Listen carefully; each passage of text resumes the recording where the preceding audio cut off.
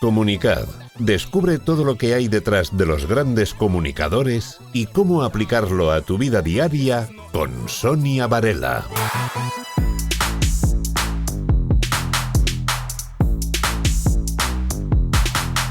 Al final a Rubén lo vamos llevando con la sintonía que nos ponemos para empezar otro nuevo capítulo de Comunicad. Pues vamos allá. Buongiorno, principessa. Buongiorno, principessa. Buongiorno, principessa. Buongiorno, principessa! Buongiorno, principessa. La notte, l'ho sognata tutta la notte. Pues buongiorno. Buongiorno, hablando de celebraciones. No sé si te ha coincidido porque hoy vamos a hablar de discursos en el sentido más estricto del término. Nos vamos al ámbito universitario, las graduaciones. Yo pensaba que solamente eran en junio y como hay tanta protocolo de graduaciones... Yo pensé que solo eran universitarias. Ah, bueno, también hay Y ahora hay graduaciones en infantil, colegios, en institutos, en todos lados. Vale, pues además, con los nuevos planes universitarios, muchas fechas de las graduaciones, además de en junio, son en septiembre, se producen este mes. Bueno, como personalmente he acudido a algunas y termina este mes de septiembre, vamos a hacer un paralelismo entre los discursos y las graduaciones. ¿Cómo te imaginas una graduación? ¿Hace mucho que no vas a alguna? ¿Una graduación universitaria? Hace bastante, sí. Vale, ¿y recuerdas cómo ha sido la tuya de protocolaria, de estrictos con el tiempo? ¿Cómo la recuerdas, la tuya? Hace tiempo ya, ¿eh? Me metes en un apuro. Aburrida, la recuerdo, porque creo que la mayoría de las graduaciones son aburridas. Discursos eternos que estás deseando que se acaben y que empiecen los pinchos. Y poco más, diría, ¿no? Las graduaciones. Vale, pues las graduaciones han cambiado mucho. Incluso estas de infantil, que Yo se presume... creo que los discursos siguen siendo eternos. Pues no, Mira, fíjate. Mira, Me llamó precisamente la atención, por eso hoy vamos a hacer el paralelismo entre cómo se hablaba antes desde estas instituciones educativas universitarias, con ese protocolo, el rectorado, hablaba el rector, hablaba las personas del decanato, bueno, era todo como muy recio, ¿no? Curiosamente, vamos a hablar hoy porque desde fuera todo esto se ve como una parte extendida de la institución y cómo se ha ido acercando hacia los alumnos y hacia lo que el conocimiento en el ámbito universitario, también, bueno, como políticamente no nos vamos a meter, en España, pero vamos a recordar lo que está haciendo Trump con las universidades, por ejemplo, y todo socialmente hay esta inquietud sobre en qué se van a convertir las universidades. ¿Es cierto esto y se reivindica el conocimiento universitario de, bueno, es que no sirve de nada, no este pesimismo de las titulaciones universitarias? Ha llegado el momento de reivindicar como sociedad y repensar, ¿no?, las oportunidades que brindan las universidades, que hoy van a ser nuestras protagonistas, porque un acto en una universidad, de repente, de verlo como muy distante, se han posicionado en discursos, como tú decías, eternos, aburridos, se han convertido en reivindicaciones. Reivindicaciones por parte de todo lo que es la universidad, centros de investigación, fundaciones, y defender quiénes hoy son nuestros protagonistas. Nos lo vamos a acotar y vamos a hacer el paralelismo para explicar lo que es el círculo de influencia, porque curiosamente, este fin de semana vengo de una, pues lo tengo muy fresquito, y ellos, tanto decanos como rectores, como docentes, cuando son invitados son acto así y estarán acostumbradísimos, son personas con mucha experiencia. ¿Cuál es casi la primera confesión que hacen? Sobre todo las que he acudido estos últimos tiempos, la primera confesión, que lo nerviosos que se han puesto cuando han sido invitados. Bueno, pero igual es también para quitar hierro, ¿no? Y empezar el discurso... Mostrar vulnerabilidad. Exactamente. Pero lo dudo mucho, ¿no? Pues sí, porque es otro ambiente. Tú date cuenta que ellos a lo mejor llevan un montón de años, el caso que hoy vamos a poner, que fue el que más me emocionó personalmente, coincidía con su jubilación. Entonces, imagínate dedicar 40 años, históricamente es mucho tiempo, para ver cómo cambia la sociedad, cómo cambia la universidad, cómo cambia la relación profesor-alumno, lo que tú esperas de esos alumnos, el mundo que se abre del conocimiento que tú impartes. Y fíjate que esta en concreto era de científicos y apelaban a la parte más humana, que no se quedaran con todo lo que habían aprendido en los términos de conocimiento, sino cómo iban a ayudar no solo a su carrera profesional, sino extenderlo a la sociedad. Que no veamos las universidades, un poco lo que ellos intentaban en este acto y en otros, que no veamos la universidad como estancos, como conocimiento estanco e individual, porque cada vez necesitamos que se colabore más, tanto entre universidades como entre, en este caso eran científicos, pero da igual, en cualquier ámbito, ¿no? Cada vez que nosotros seamos conscientes de que formamos parte de esa sociedad y que lo veamos como algo que es una apuesta de todos. Esto que te decía del nerviosismo me vino a la cabeza lo que ocurre cada vez que nos invitan a algo que no forma parte de nuestra vida cotidiana. Un docente pues está con sus alumnos en términos de docencia, pues efectivamente alguna exposición, alguna publicación, pero esto es diferente porque, por ejemplo, en el caso de este profesor se jubilaba, entonces hay un componente de emoción que es también como tu despedida. Entonces se une no solo el nerviosismo de exponerte públicamente, no vas a tener solo a tus alumnos, vas a tener a padres, vas a tener a otras instituciones, otros representantes, y eso, fíjate, es un añadido al nerviosismo. ¿Sabes por qué? ¿Por qué? Porque no tienes un solo público. El discurso lo tienes que pensar un poco o dividirlo, hacer protagonistas de tu discurso a los alumnos, o a los padres, o a la universidad. Debes decidir que tu mensaje principal se debe dedicar a un mensaje. En este caso, como docente durante 40 años, principalmente fue a los alumnos. Pero bueno, al jubilarte, igual el mensaje es un poco para las nuevas generaciones de docentes, o un mensaje a la universidad, es decir, llevo aquí 40 años, os pueden dar bien por saco, o algo así. No, de hecho hizo una visión histórica muy interesante, ¿no? De cómo era, fíjate, no solo empezó... Sí, cómo fue su entrada, ¿no? Y cómo fue su salida. ¿Cómo fue su entrada? Decía, yo cuando empecé a estudiar esta carrera pensaba, voy a terminarla, y en cuanto la termine, no voy a pisar más esta universidad. Se quedó como profesor, primero como investigador, luego como profesor, como docente, y al final, a veces cuando pensamos, proyectamos cómo va a ser nuestra vida, nada que ver, ¿no? Esto tiene una frase muy buena, Tony Segarra, que decía... si quieres hacer a Dios reír, cuéntale tus planes, ¿no? Pues me recordó cuando dijo eso, que no pensaba pisar la universidad y al final 40 años en docencia más los que había hecho. Él decidió que su mensaje principal iba para sus alumnos, pero luego hizo un recorrido histórico de ese cambio que dieron las universidades. Nos acompañó en su vida realmente, ¿no? Nos hizo cómplices de cómo fue su vida como universitario y luego como docente y responsable. Y también cómo ese cariño y ese libro de consejos que él intentaba dar a los que habían sido sus alumnos en esta nueva fase de la vida, ¿no? Este círculo de influencia, nosotros debemos ser conscientes que esta decisión de a quién le hablamos, en qué términos le vamos a hablar. Tú antes decías, una graduación aburridísima. Fue un discurso, y no solo el de este profesor, sino en general, unos discursos súper próximos, muy cercanos, además con consejos casi personales, ¿no? Compartiendo vulnerabilidad, esa parte de estoy nervioso, me jubilo, bueno, pues hacernos cómplices de esa historia. El círculo de influencia explica un poco, vamos a detallarlo en 4 fases. Hay una primera fase cuando nos invitan a un acto de graduación en este caso, pero cualquier acto público. Lo primero que nos va a ocurrir es el círculo de preocupación. Es instantánea, es automática, es inconsciente, es biológica, es nuestra naturaleza.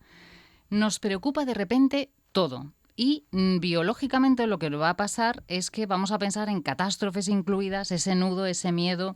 Incluso físicamente se siente este miedo, ¿no? Es cuando sentimos como ese nudo en el estómago, bueno, cada uno como sienta los nervios en su cuerpo. Ya hemos explicado en algunos programas por qué se produce, ¿no?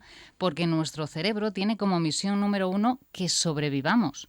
Está claro que a nuestro cerebro le importa más que no hablemos en público y que no nos dé una taquicardia, ¿no?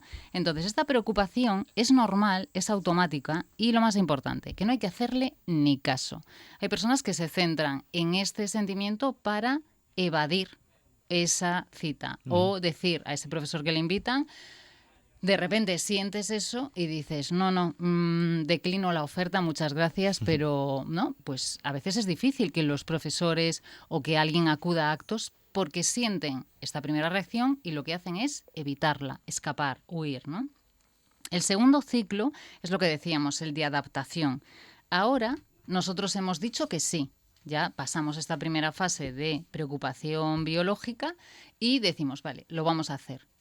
Ese círculo de adaptación es, no voy a estar en un aula, voy a estar en un teatro. A veces el hecho de cambiarlo de espacio, simplemente esa incertidumbre hace que nosotros sintamos nervios. Tenemos que pensar, voy a estar en un teatro, voy a estar en otra ubicación física, pero no pasa nada. ¿Quién va a estar allí y a quién le voy a hablar? Esto es muy importante para desarrollar esa resiliencia, ¿vale? Y afrontar esta adaptación con nuestra voz. Este señor era tal cual, no llevaba absolutamente para leer nada. Llevaba 4 anotaciones y estaba contando para no perderse en el relato que quería hacer, ¿no? Es muy importante que hablemos como nosotros hablamos de manera normal, porque va a haber ese puntito de estrés o de nervios que si nosotros acudimos a nuestra forma natural de comunicar, pues pasamos a esa tercera. Hablamos del círculo de adaptación y ahora pasamos al círculo de influencia y es estas preocupaciones sobre nuestras acciones. ¿Qué queremos que quede en la cabeza o casi en el alma de los alumnos que escuchan, de los padres que han estado durante toda la carrera apoyando, a las instituciones que pueda haber allí? ¿Qué queremos que se lleven de esto, ¿no? Por último, llegamos al círculo de control y aquí consideramos todo esto, ¿no? ¿Qué queremos que se lleven? A veces prejuzgamos en los ambientes científicos o técnicos como un espacio estrictamente de conocimiento. Esto pasa mucho en las ingenierías, en las carreras muy técnicas, ¿no? Como que es otro tipo de comunicación, es como juegan en otra liga, como que no pueden compartir con un filósofo o una persona que sea como supuestamente con más habilidades comunicativas. Vale, la lección que me traje aprendida, yo hoy la quiero compartir, es que casi el término que más se repitió en una comunidad de científicos para científicos fue el error. Algo que el método científico ha enseñado, que ahora el método científico como que está muy presente en emprendimiento y demás, ¿no? También en comunicación. No pasa nada por cometer un error, no pasa nada por equivocarse cuando eres tú, porque puedes salir adelante. Ese error, si lo has cometido con tu propio discurso, pues saldrás adelante. Si te han escrito el discurso, si no es tuyo, si no te identificas, ese error que puedas cometer va a dejarte todavía más inquieto, porque no es un error tuyo realmente, ¿no? Sin errores no hay avance, decían, ¿no? Si no cuestionamos lo establecido, si no formulamos nuevas hipótesis sobre la realidad, cada uno la suya. Y se nombraron grandes científicos en estos discursos. Hablaron mucho de experimentos, ¿no? De probar nosotros estas teorías o estas hipótesis. Ellos hacen aproximaciones, ¿no? Y reivindicaban. Salen mal muchísimas y no pasa nada. Se ajusta, se replantea, se reformula. Esto mismo con la comunicación. Yo lo traigo y lo extrapolo a cualquier ámbito, porque no hay verdades absolutas. No las hay en la ciencia, imagínate, ¿no? En la comunicación, en el pensamiento, en las ideas, porque estamos llegando a una polarización de ideas que hace muy difícil la comunicación y la conversación. De hecho, a veces había como determinadas reivindicaciones políticas muy suaves para hacernos pensar por qué pensamos o por qué se produce este marco de conversación con posiciones tan extremas. ¿Por qué no voy a pensar algo hoy que tú me convenzas de que lo estoy enfocando desde un punto de vista diferente al tuyo? Creo que fue muy edificante el discurso aquel que dio en los Oscar, o los Goya, los Oscar, o los premios de la tele americanos, Ricky Gervais era, creo, que decía aquello de actores y actrices del mundo, no subáis aquí con vuestros millones en el banco y vuestros coches de lujo a hacer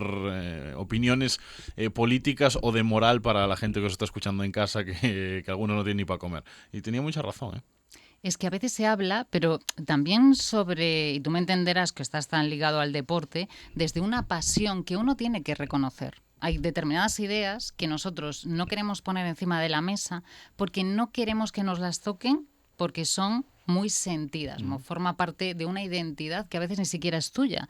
Te has adherido a ella porque, bueno, pues algún familiar, alguien que admiras. En realidad, todo debería ir colisionando en el buen sentido de la palabra. La vida no es hoy igual que mañana, ni lo será igual que pasado mañana. Sin embargo, a nosotros eso nos da seguridad. Para el humano, la seguridad lo es todo. Y que yo pueda pivotar sobre mi idea, pues nos tambalea, ¿no? Como que de repente pierdo. Y aquí está el problema, que nos identifiquemos tan férreamente con lo que decimos. Lo que decimos hoy, pues puede ser que se reformule, como hacen los científicos, que parten de una hipótesis. Si nosotros hiciéramos eso como en las ideas, que sean hipótesis, vale, yo creo esto, pero ¿tú qué crees? Entre los dos a lo mejor llegamos, porque otra palabra, la más repetida quizás en cada discurso, fue la curiosidad. Si a mí me llama mucho la atención el punto de vista que pueda tener un filósofo sobre las matemáticas y a un matemático lo mismo sobre el arte, ahí cada científico tiene un artista dentro y cada artista tiene un científico también. El conocimiento no está, en realidad no debería estar en departamentos estancos y nuestras ideas deberían fluir tal cual como lo hacen ellos, ¿no? Fueron especialmente emocionantes las palabras en general de los profesores, pero sobre todo, quizás la frase y con la que me gustaría terminar hoy, que aconsejaba a sus alumnos recién egresados, que era mirar al mundo con curiosidad. Atención, porque lo dice un científico, siempre la duda por delante. Me pareció una lección como para llevarnos, ¿no? Mirar al mundo con los ojos tan abiertos como esos alumnos de primero, porque todos, cuando aprendemos algo, nos podemos sentir identificados. En este caso era una universidad, pero cuando empezamos a un deporte o empezamos en una actividad o aprender a hacer algo, ¿cómo empezamos? Esa actitud, si la tenemos ante las conversaciones de las que podemos aprender, celebraba su intervención con una frase que le habrán repetido hasta la saciedad en sus 40 años dando clase en la universidad. Terminaba como empezaba el discurso. Esto no entra en el examen. Y se fue con todo el cariño de sus alumnos. Por eso en nuestro último capítulo de septiembre, en Comunicat, queríamos hacer este pequeño homenaje y toda nuestra admiración a esos profesores, por extensión a todos. Hablamos de los universitarios, porque ven ese brillo en los ojos de sus alumnos y dedican una vida a despertar el alma de cada asignatura que imparten. Pues claro que sí, un abrazo para todos ellos, sobre todo para los que se jubilan y ya han completado su etapa vital al frente de una clase. Sonia Varela, muchísimas Gran gracias. legado. Sí. Hasta dentro de poquísimo Aquí no nos jubilamos de momento. No. Hasta la semana que viene. No, hasta dentro de 15 días. Tendréis que esperar una semana más. Un poquito más.